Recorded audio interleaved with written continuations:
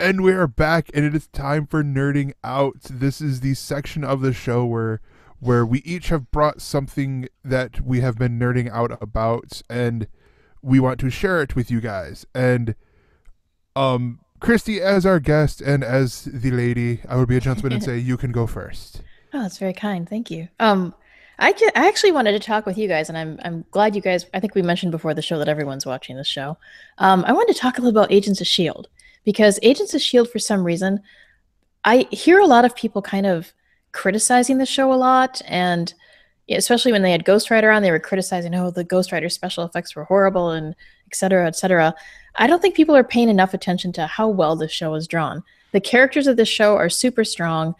The plot line is just, I think, amazing to me, the way they're weaving the story around. And especially, are we allowed to spoil on this show or not? Shall I warn Oh yeah. for Go for it. spoilers? Okay, so last week's episode, um, I was really impressed by the acting. The character of Fitz and the character of Coulson, had been kind of pulled away into what we're not sure yet, like maybe another dimension or a parallel universe or something of that nature, where they're, or just a different plane. I'm not even sure where they're at, but they had to act alongside people who weren't even in the same the same dimension with them. And just watching that acting, I almost wanted to rewind and watch it again. I was too embroiled in the story to do so, but I was just so impressed by how they can do that. And I think this show is so underrated. The acting is great in it. The characters are strong in it. This storyline that they're weaving around, it's not boring to me yet. I don't know what everybody's so critical about. I think it I deserves a lot more love, this show. I think the why everyone was so critical was because of the fact that you had or that the show really didn't pick up until the tie-in Winter Soldier. with Winter Soldier. No, so So did you not think it was a good show prior to that? no, I thought it was good. Oh, okay. I am the ever the optimist when it comes to a lot of things. But a lot of people were complaining like, "Oh, it wasn't good until they came in and oh, you saw Nick Fury in there and he said that Shield is no more and all that stuff." And then it sort of became a labor to try to do the tie-in to the Marvel Cinematic Universe. See, I like the show. I mean, I've liked it all along. I mean, I Yeah. like this season very much, but I've liked every season so far. And I feel like perhaps some of these people that are being so critical are people that were already into the Marvel universe, whereas this particular branch of the Marvel universe was not super familiar to me. So I was more being introduced to the characters on their own merit through the Yeah. show.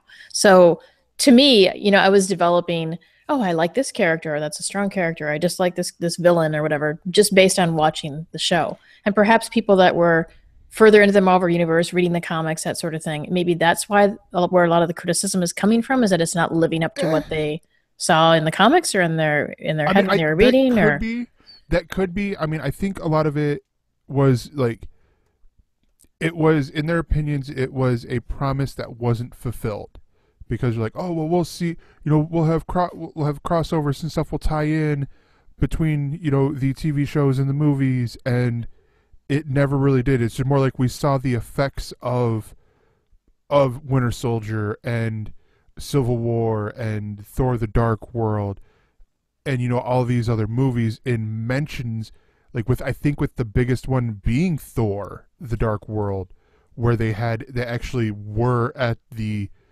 place that the end of the movie took place in. They went over to England and Mhm. filmed all that stuff. I never had the problem. I like that because it's like, oh yeah, they're fulfilling a promise. Yes, it's not going to be like you want it, but then again, you are also the same type of person who wanted to reveal who Negan killed at the end of last season of The Walking Dead. You're wanting to complain because you're, and I'm using the metaphorical you, not anyone in particular here. You want to complain because because it wasn't how you expected it to be, and you think right, when here a lot of the people in there are comic book writers, are comic book fans, and Well, let me tell you, what you're describing is comic book fans, no, though. I Like know. telling you how it should be done Yeah. is kind of our raison d'etre. That's who we are as people, and by people I mean trolls that live in our parents' basements. Um, it's I think the show honestly, for me, was at its best when it was about the characters Mm-hmm. and they weren't reacting. Now there's the one-way window aspect of the Marvel TV universe, which includes the Netflix shows, because there's always this unspoken, like, well, at some point they're going to have the Defenders show up in the films, right?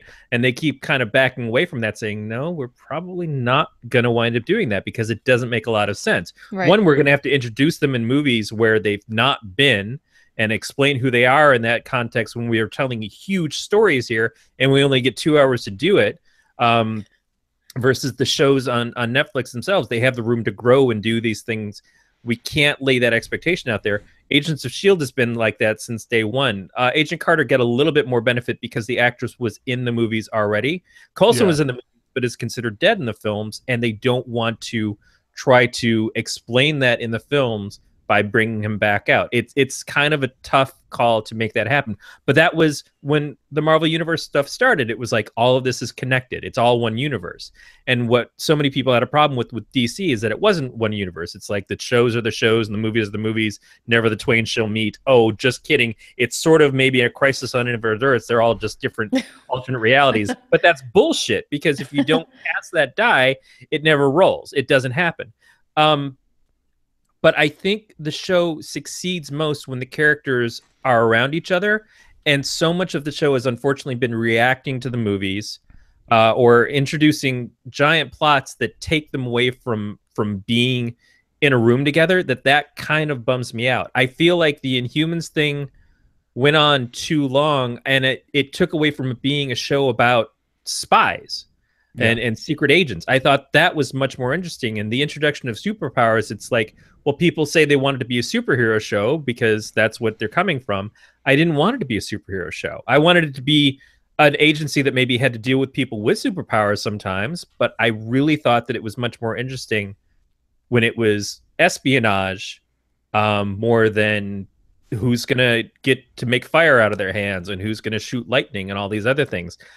I think it struggles to identify itself because it has to react to the films. And I think as they move away from that again, because they're realizing that it's not been to their betterment, that it will become a better program. I just hope it's not too late, because the viewership has not been strong. Well, see, and that's what bugs me. And exactly what you were talking about, Corey, is how the biggest thing I like about the show is the relationships, and is the fact that, and I'm going to mention Agent Carter in a minute, so I got 2 points I want to make. One is, the relationship between Phil Coulson and Melinda May. I mean, that's its own, little bubble. And then you have the Fitzsimmons relationship, and then you have this kind of newish character of Radcliffe and his scientific work. And I think one of the most interesting things about Agents of S.H.I.E.L.D. is exactly what you said. It's the espionage. It's the fact that they're spies. It's the fact that they're in, the bus, this plane that they can cloak. And the fact that they have scientists on the bus that are actually doing scientific things that aren't just, there for show. They're not just tipping a beaker in another beaker and then running off and doing something else. They really dig into a lot of those interesting things with the, with the Terrigenesis and all the research that she's doing. And I find that stuff really super fascinating. So when they're out doing like kind of fighting Crash Bang stuff, I'm almost half waiting for them to get back to the bus and kind of delve further into the reasons behind why this stuff is happening. Why are people mutating? Why do they have superpowers? All this kind of stuff. So yeah, I agree with you, Corey. I like that facet of the show a lot, and I hope they expand on that. And then again with Agent Carter, I've had so many opportunities to complain about the fact that it was canceled just because it was so unique. It was set in a unique time period. We're back to topic one, Gilmore Girls at banter with the references back and forth, and they were excellent at that, and I love the characters of it. I think Agent Carter was such a strong character. Jarvis is a strong character. It was cool to see Howard Stark in this kind of, being a little bit of a doofus multimillionaire guy. And yeah, I'm sad that show's gone. I think that was a really good piece of the puzzle and a good companion to Agents of S.H.I.E.L.D. So yeah, I'm afraid that in the long run, Agent Carter is going to be looked at as the show that's going to be the most missed. Like a huge missed opportunity by not having it continue. Haley Atwell is of course incredible, but just to get her and the guy who played Stark from the movies to go do the show, the introduction of the original Jarvis. But when these shows create their own things, like the stuff with Patton Oswalt's character, playing the multiple different personas Yeah. that all looked alike, and not necessarily getting an explanation of it, and introducing things like the life model decoy. That's the things I think that make Agents of S.H.I.E.L.D. work better than we've got stuff that is, we've got to figure out how to contain Hulk, and we have to figure out how to do this other thing. We have to tie into the next Thor movie. Those are the parts that I feel are a detriment. It's just so exciting. And I think the other portion of it is that it was promised to us that it was a Joss Whedon project, but Joss isn't really involved in it. It's Jed Whedon. It's people who've worked with him, who worked on things like Firefly. And so I just wanted to be, I mean, it's what a horrible thing to say, but I want to be like Firefly. You know, I wanted to be that kind of like interactions, that those characters were so fully realized. And the follow-up to Firefly, a lot of people don't realize, wasn't the Avengers, it was Dollhouse. And Dollhouse did not get an audience, and people didn't get Dollhouse until later in the series. And that's kind of what happened with Agents of S.H.I.E.L.D. It was like almost the end of the first season that we saw the big changeover happen, and it became really intriguing. People got into it. Right. But then they kind of dusted that by the end of the season too soon. And well, I think that's because they were working so hard to pull all those. I mean, there's no reason it can't exist alongside the films as another Marvel property where the characters talk about each other. It doesn't have to, you know, they don't have to have these big, like, splashy, fiery crossover actualities. They can just have the discussion where the storylines tie back and forth. I think that would probably be plenty for a series like Agents of S.H.I.E.L.D. that is drawn so heavily on strong characters of their own. Yeah, and the idea of doing superpowers on TV, we should never expect them to look as good as the films do. And if you watch The Flash is pulling off some amazing stuff with the effects that it uses.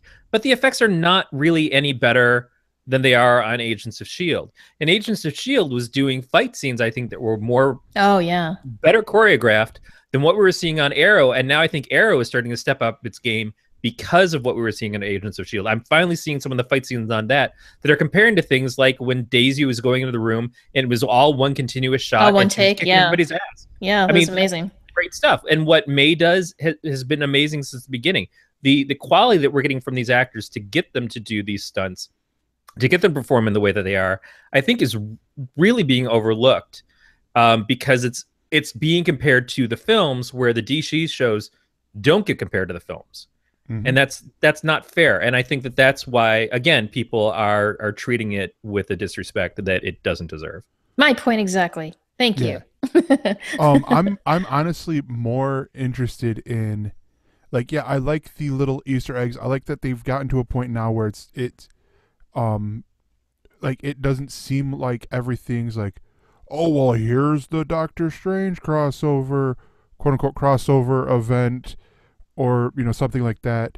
But you have the like these little throwaways, like the first episode of the season, they actually mentioned the Sokovia Accords, and the first 3 episodes were loosely based on the Sokovia Accords, but how they affected Inhumans and all that, and in a way setting up for the Inhumans TV show if it were to be focused more on the new humans as opposed to the royal family, sort of thing. That's a good point. You can keep that world alive without having to do the actual physical crossovers of the characters and dragging the bigger actors into the show. You can keep, just like what you said about the Sokovia Accord, you can keep those mythologies going without having to spoil each show's integrity in the process. And it is, and I will say it is a fine balance, because that was one of the things I didn't like about the Supergirl pilot, is it was like, well, let's bash us over the head with Superman, but never say Superman. Like, oh, what about your cousin over in Metropolis, or what about this Man of Steel, and, you know, every other nickname he has. It's like, just call him fucking Superman already. Come on, just do it. I think in retrospect, I mean, one, it's probably obvious that they weren't sure if they should or could ever say Superman on the show. But 2, it didn't do a lot to have the show come out and be talking about the superhero that everybody knows, that has so many similarities to the superhero that they're trying to show you. So they had to kind of give her the ability to be the primary for a while before they introduced Superman. And when they introduced Superman, they didn't have his character outdo hers. They showed them working as a fantastic team. They showed them learning from each other. They showed them both having things that they excelled at over the other one. I thought that was great. It was handled really well. Yeah. But I understand, like, yeah, but if we keep talking about Superman, people are going to say, then why the hell didn't you just do a Superman show? Exactly. And I love the Supergirl show, and I love how they're doing her character enough to say I'm glad that this is what we got. Yeah. Oh no, same here. But yeah, I will add that I do think there will be more benefits with the Inhumans when that comes out than there will be with, you know, just like Agents of S.H.I.E.L.D. trying to tie in with the movies and all that, because I will say I do think we already had our Easter egg with Doctor Strange, and that was with the last episode. Mm-hmm.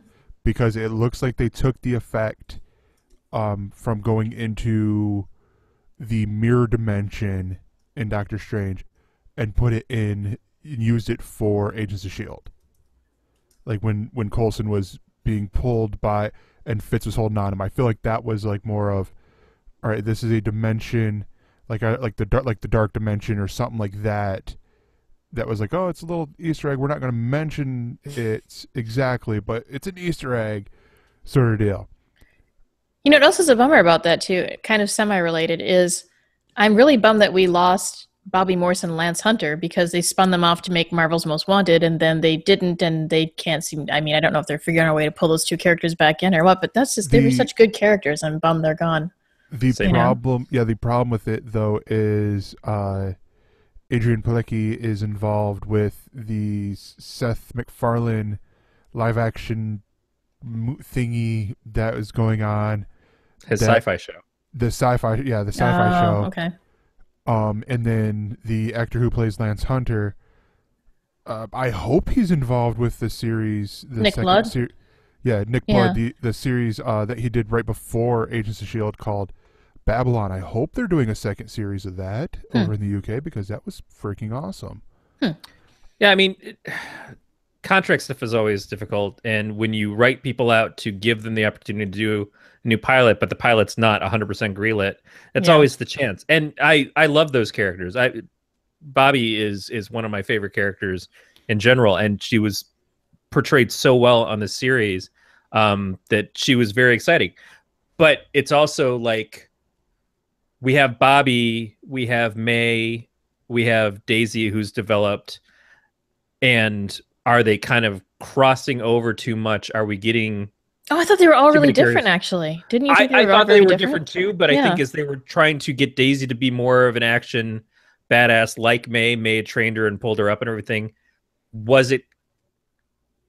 As a writer, do you want characters that all have essentially the same skill set at that point? Well, I thought they each had a very different personal growth arc, and that's what made them different. But that's going back to what you said before about the show being more about the relationships between the people than it is about the, the smash bang fighting stuff. So yeah. I guess that's kind of like a 50-50, but I mean, I miss the guy who came in after, oh geez, I can't even remember anybody's names now. There was a guy who was the traitor, Grant Ward, who stuck around too long. But after he left, we had the guy who came in who was the grandson from the Howling Commandos, that was only there for the end of the first season. Yeah, Trip, and like unfortunately was killed off at the halfway point of the second season. I loved Trip, and I wanted Trip to stick around because he was the perfect antithesis to Grant Ward, because he was fun, he was light, he had a better camaraderie with everybody, and he was someone that we built a trust with. And then they tossed him out. And I'm not saying I don't enjoy people like Mac and stuff, but it felt like it was like, we're getting rid of him to make room for these other people to come in. And in the end, it's like, well, how much benefit did we get from that? And why couldn't we have had him too? It was such a weird way to lose the character, who I thought was such a positive aspect of the show. But at the same time, I'm going to point out that a lot of what they're dealing with as agents. And again, back to what we were talking about, where the agents are this, the spy, the intelligence stuff is a really strong point of the series. That's probably more realistic, though, is that you get people absolutely. in there, in your fold that, they're in your fold, they're part of your spy family, and they're your friends, and they're gone all of a sudden. That's probably more realistic than, unfortunately, but you can for the storyline. Like, I was pissed when Lucy Lawless was on there for one episode and they killed her. I'm like, what the hell are you doing? You got Lucy Lawless. What have you done to me? I was very sad at that. I don't know if you guys saw the episode, the Spies Goodbye episode. Oh, that was so sad. Very, very, very sad episode. Yeah, I think that was the backdoor pilot for... Yeah, for Marvel's Most Wanted. Most Wanted, and unfortunately that didn't go anywhere. Yeah, so I think Agents of S.H.I.E.L.D. has the episode this week, and then that's the winter finale. Then they're back in mid-January. Yeah. It's kind of a weird break to take. Well, they used to fill that space with Agent Carter, which was fine because it was fun. But now it's kind of just like nothingness till they return with the show. So yeah, it's kind of they're not doing the tie-in. I think what they're doing is ABC's doing the match game and To Tell the Truth. That's nice. I saw the trailers or like the little commercials for those, and I'm like, oh, that's cool. Because I really liked Match Game. Oh, you did? Okay. Yeah, the new one. I would like it more if Dick DiBartolo was involved, but I mean, it's pretty funny. Yeah, Alec Baldwin gets in on the guests who come up with the dumbest answers. I mean, like dumb. You're sitting there going, really? How? Okay, sure. Watch. No one. Yeah, the nighttime game shows they're very inexpensive to make, but they're filler as far as entertainment, and which is fine. Sometimes you just want to watch something and kind of veg out, not have to think too hard about it. But it's hard to replace that point of. And again, we're looking at a show that's very story driven, very character driven.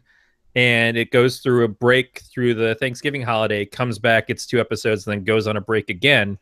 It's real easy to lose a momentum when you're middle of big storylines while that stuff is happening. And that's tough to get people to recover. And like that's what happened a few years ago with the writer strike, is that a lot of shows that were really beloved and were starting to build up following disappeared. Like Pushing Daisies is a great example. It was an excellent show, had a huge cult following, has built more of a following after that, but lost so much because it had to take a break because of the writer's strike and never recovered from it.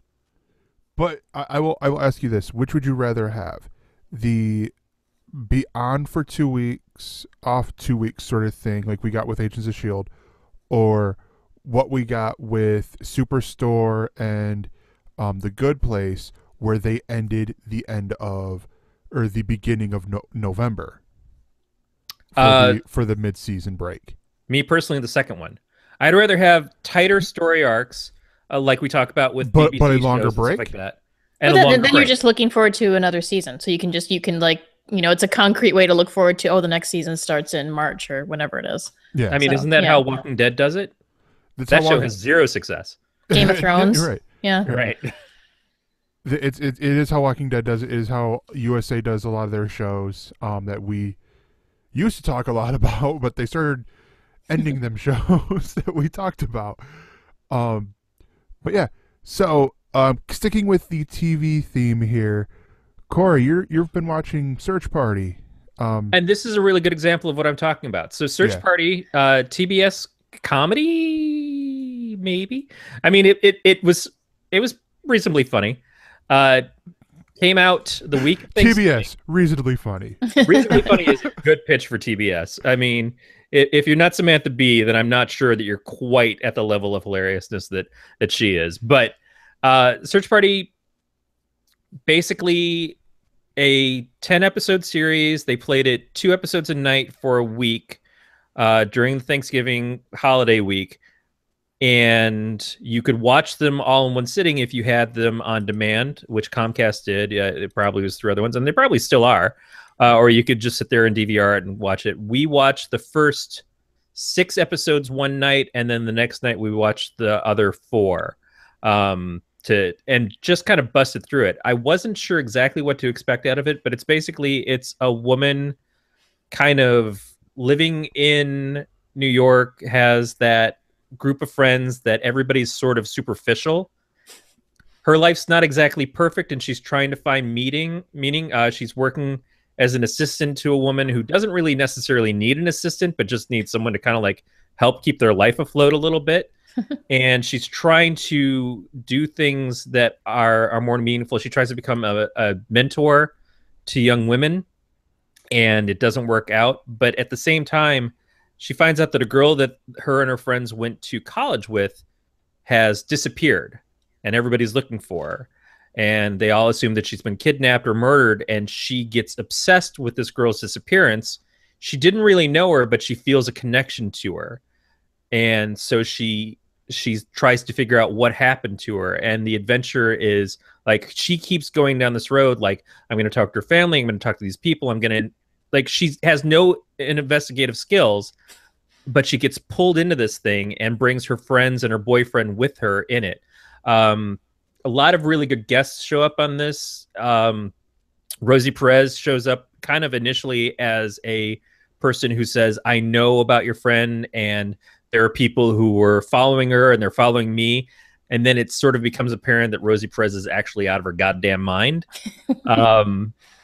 She meets up with Parker Posey in this group of people that are apparently a cult that work at the storefront. Ron Livingston shows up as a private detective that says he works for the family, but then there becomes suspicions about him. So all of these interesting character actors show up in this to kind of build out the story. But while she's going to the police and saying, I found this, the police don't care. They don't seem to give a damn. She goes to try to help the family. She's like, I saw your daughter. I saw her at this Chinese food restaurant. And they're like, what are you saying? You're saying you saw her? Where is she? And they start yelling at her. The mom starts yelling at her because she's freaking out, because it just seems like this person comes out of nowhere, says some outlandish things, but has no way to back it up. So getting the benefit of watching this in quick succession is you don't feel like you're taken away from the mystery. You don't feel like you have to wait too long to get the answers, because it's 10 episodes. It's 5 hours of TV, less than that without commercials. And it goes really quick. And does it end after 10 episodes? Is there like a conclusion? It does. Oh, okay. We get to a definite conclusion of it. I don't know if there's going to be another season of it. I don't know if they could do another season with these characters, because it ends in such a way that it's a hard ending. I mean, it's not like it. Nobody feels great about where they are in the place when this is over. But it's reasonable that it feels like this is where it should end, and you get a whole story. And I think that it's kind of really well done. Like, we were watching it, and first of all, most of the people are incredibly unlikable. One of her friends is a guy who is constantly like trying to one up people of like, oh, you know, yeah, you're having a really hard time. But when I had cancer as a kid and I had leukemia and I decided to dedicate my life to bringing water to people and stuff. And he's full of himself, and he's kind of full of shit. But everybody just kind of buys into it because of who he is and because they've been friends with him for so long. She goes and tries to get advice from her ex-boyfriend. Her ex-boyfriend's like, you're just doing this because you're having problems with your own life. And he calls her out, and she gets really pissed off at him about it. Her current boyfriend and her are having kind of relationship woes. Another one of her best friends is just gotten a role on a TV show as an actress and is really excited about it, but her mom doesn't seem to give a shit about it, and she's just like, nobody seems to respect me. So it's comparative to, I guess, the show Girls in certain respects, but where I find, and I try not to, I've tried a couple of times to watch Girls, I just find some of the people on that show so shallow that I can't enjoy it at all. Everybody on this equally shallow to a degree, but there was more depth there. And again, because it goes through, it's giving you something else to sink your teeth into, because it's not just about a bunch of shallow friends, but it's about a bunch of shallow friends also trying to do something like solve the disappearance of this person that they knew. So the story itself kind of shored up the characters that you didn't like. it gives them a purpose. Yeah. You know, you watch Girls and it's like, oh, we're all assholes, and the show is about us being assholes. This is a show about assholes who actually there's a plot in there too. And that's the thing. And Girls is not the only example of that kind of show. But it's certainly the first one I thought of when I was looking at this, and like, am I going to enjoy this a lot? As much as we watch it, it started to get funnier and funnier, and even the people that were the most annoying, like the friend who keeps trying to one up everybody, you start to like him more, in spite of the fact that he's just awful. He's just truly awful, and he gets a sort of comeuppance. And you don't feel bad for him about the comeuppance, but you just kind of like, yeah, but I still like you. It's kind of, you dick. I think it's a really fun, interesting style of show, and I think they just landed it just perfectly by making it as short as they did. And this is what I'd like to see with more shows. Gregor and I talk about this a lot with BBC shows, is that they do 10 episodes a season or a series, and you get a whole section of it and then it moves on. Or if you look at things even more extreme, like Sherlock, which is usually 3 short movies every season, but they all feel complete when you move on. Or not necessarily like we're done, but I feel like I'm at a good break where I can handle, yeah, it's going to take 2.5 years until we get the next episodes. Yeah, definitely. So you would recommend Search Party then? I would definitely recommend it. I think if you can get through the first 2 to 3 episodes, and that's often the case with these things, when it starts to really kind of, the first episode is all laying the groundwork of like, she's dealing with stuff in her life, and then she realizes that she really is kind of obsessed with this person who's disappeared. And then you kind of see how it starts to come together after that. But in the end, when they reveal exactly what happened and how it all finishes up, it's a pretty intense ending. And I think that it's the only way that it really could have ended. Yeah. Sweet. So, and my nerding out is 60 comic book issues, actually 60 plus comic book issues. This is a full series. This is the first time I've done a review like this, but a full series review for the comic book Chew. And they recently, 2 weeks ago, wrapped up with issue number 60. And as you can see, if you're watching the video version, Beat has on the screen the straight from Image Comics, the series of Chew. And what Chew is Chew is set in this world where you have Tony Chew, who is a detective with a secret, and that is he is a chibopath, which means anything he eats, he gets a psychic impression on. Meaning, if he eats beef, he can relive how that cow was murdered. If he eats a carrot, he could relive how that carrot was murdered. And all this. The only thing his power that doesn't work for him is beets. He can eat. So mainly he is a beatitarian. Sorry, Beatmaster. You're in short supply in this world. Drop those tasty beats. And I should also point out right now that the book is written by John Layman and drawn by Rob Gilroy. The art in here is hilarious. They throw in, speaking to the common through line here of pop culture references. There are pop culture references throughout the book that if you catch them, you're like, oh my gosh, that's so cool. But if you don't, you're like, and you see it later, you're like, how did I miss that? I'm a big, whatever fan it might be. Gilroy's art style is really distinct, and it stands out because you're expecting, it's a detective story, but he's not a FBI agent or anything. He works for the Food and Drug Administration, right? Yeah, he works for the FDA. So because of the bird flu scare, so eating poultry has become illegal. So there's underground chicken farms and things, and now as replacement, people eat things that are kind of like weird bred frogs to get similar tastes. It's a frog that's like crossbred with something else. They call it a chog. CHOGG, I believe is how it's spelled. Chicken frog. Yeah, and it's where it's like, oh, the old adage, oh, it tastes like chicken, sort of deal. But you go on through and you have there are the powers that get created in here are some of the most hilarious powers ever.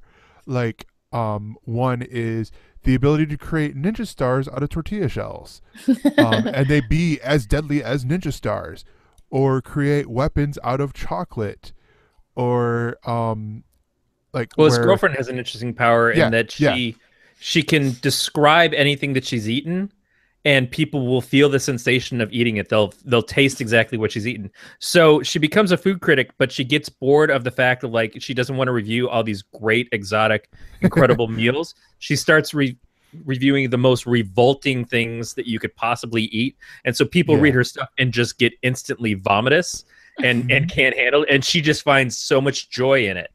It's just like, I'm going to describe the worst things possible that I've ever eaten, and she's just so happy to do it because of what it's bringing these other people. The cool part about this is there was for a while, and I don't know what happened to it. I have not been able to find it, but there was the workings of an animated movie, and so I should point out that Tony Chu's character, his power as a chibopath, there are like I think 4 in this universe. His daughter is one, his first partner was another, and then the main villain is the 4th. His main partner was going to be voiced by Robin Williams. And I'm like, oh, it's such a good choice. And then Tony Chu was going to be played by Steven Yeun, and his girlfriend was going to be played by Felicia Day. And David Tennant is supposed to be playing Mason Savoy. Yeah, that's the first partner that I mentioned. But yeah, it's so you go through and there's some of these adventures where you're just like they're random little bits. They're all broken down into like about 6 issues a volume, and the one of my favorite moments is a chicken called Pollo, and he is a cybernetic, like a cyborg chicken, and they will mention like, oh hey, where's Pollo, and cut to a next page, which is a splash page, double page feature of Pollo versus the cat squid or whatever thing. It came up to where they had what two or three Pollo standalone book or issues. But yeah, it is one of these books from Image Comics or in comic books in general where it's not a typical superhero book. It's not a cape and cowl book, and it's not a horror comic book, but it is just great fun where yes, there is language, yes, there is violence and stuff like that, but it is still very cleverly done.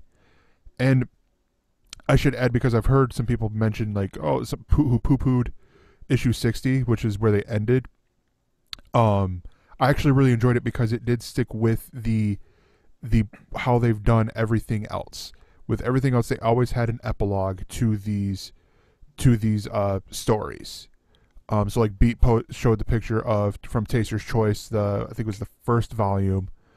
They had an epilogue to that story, and so with issue 60, it was the whole issue was an epilogue to the series, but also to the last volume, which I'm blanking on.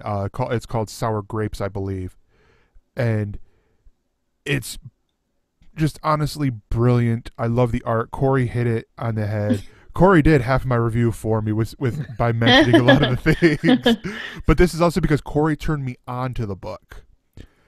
Corey turned me on to the book. I kept reading. He got out of comic books because life and stuff like that. We're on a break. Yeah. It's not comic books. It's him. Do the comic books know you're on a break? Just make sure they know. They do. After I help close my local comic store that I actually have assisted at. It was like, it's time. It's time for me to take a little break. But I want to come back to comics when I have the joy of reading comics again. Yeah. And part of that is personal time. Part of that is income, so I can actually support the medium.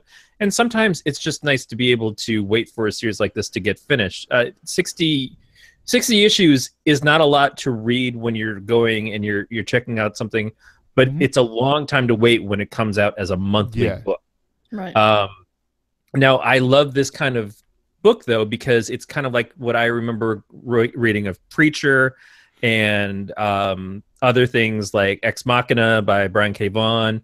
It's something that there was a definite plan going in of what the story was that they wanted to tell and when they were going to end it. And yeah, some things can get added and altered along the way, but for the most part, you can see this was so well planned that Lehman and Gilroy knew where they were going to go and how they were going to bring it home.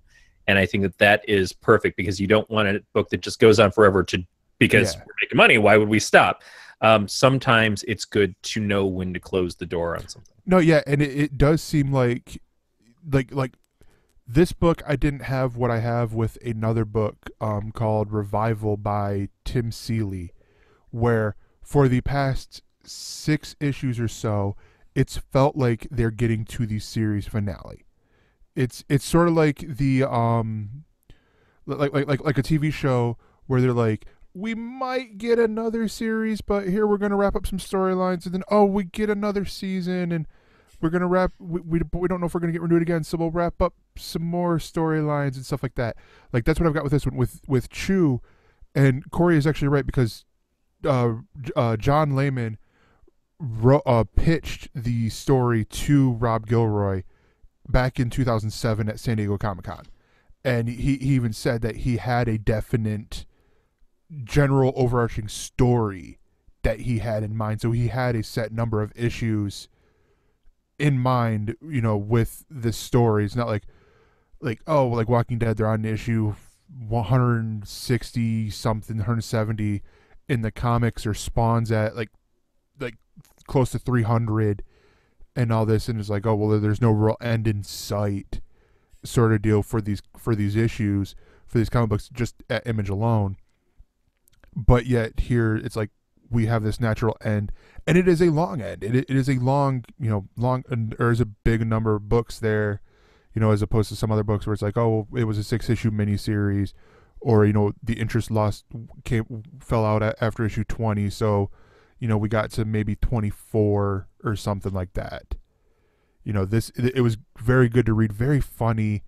A lot of the references in there, Kristi, I really think you would love this book, to be honest. Yeah. Because of there's a lot of references in there that you're like, oh, I get that reference, it's like here, and even like just some of the little Easter egg stuff that they put in, like the background on panels, and the fact that the humor is so hilarious. I mean, there are sounds very unique, actually. Yeah, there are parts of the book that are very much like office workplace comedy, where the main character is hated by his boss, but the boss loves his partner, sort of deal.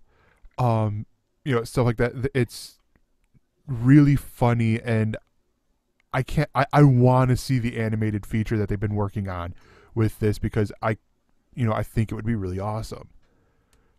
But yeah, so that is it for Nerding Out. We will have links for all these in the description, later on. And we will be right back.